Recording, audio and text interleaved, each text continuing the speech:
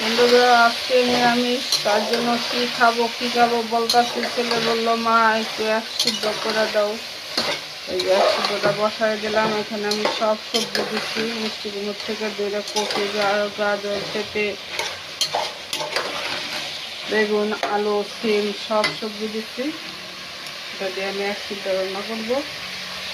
চালটা ভিজে রাখছি, আলু ভাজি করবো আর পাকুড়া করবো। এ হবে আমাদের আজকের আয়োজন। চলো আয়োজনটা করে নিই।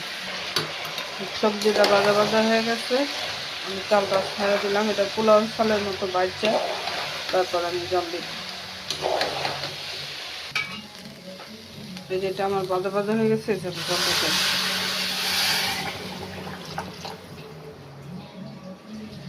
এটাতে আমি আদা 8-10 সম্বার দিচ্ছি, কাঁচামরিচ ফেলে দিচ্ছি, আর কিছু দিব না, হালকা একটু মিষ্টি দিব।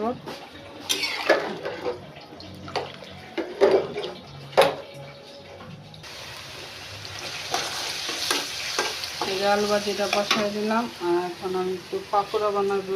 আদা কুচি, ধনিয়া পাতা, কাঁচামরিচ আর এখানে একটু সিদ্ধ করে বাঁধাকপি লইছি পাকোড়াতে দেওয়ার জন্য।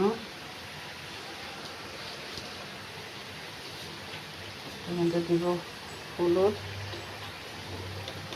লাল লঙ্কার গুঁড়ো, পাকোড়া একটু জাল জাল, আর জিরা গুঁড়ো। আর যে আমি ডাল বাটটা রাখা হয়েছে, এই ডালের থেকে অল্প একটু ডালটা দিব, সবটা দিব না, এইটুকুই দিব। এখন আমি চটকায় নিই। এই যে চালের গুঁড়া দিলাম, যেন আমি এটা চটকায় নিতে।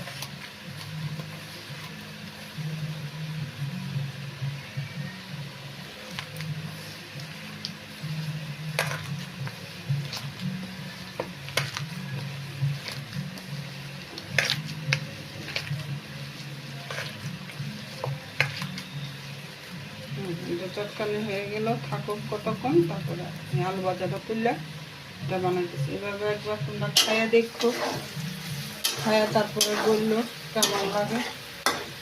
আমাদের কাছে তো ভালোই লাগে, কারণ আমি বাঁধাকপিটা সিদ্ধ করে দিছি একটা বুড়া ঠাকুমার থেকে দূরে, আবার দাঁত নাই, তারাও খেতে পারবো। এই যে একসারাটা হয়ে গেছে। তোমরা প্রায় সময় নিরামিষের দিনে এই সবজি ডাল ভাত না খেয়ে এভাবে খেয়ে দেখো। খাইয়া তারপরে বললো যে দিদিভাই বলো, যে তুমি বলো যে তোমাদের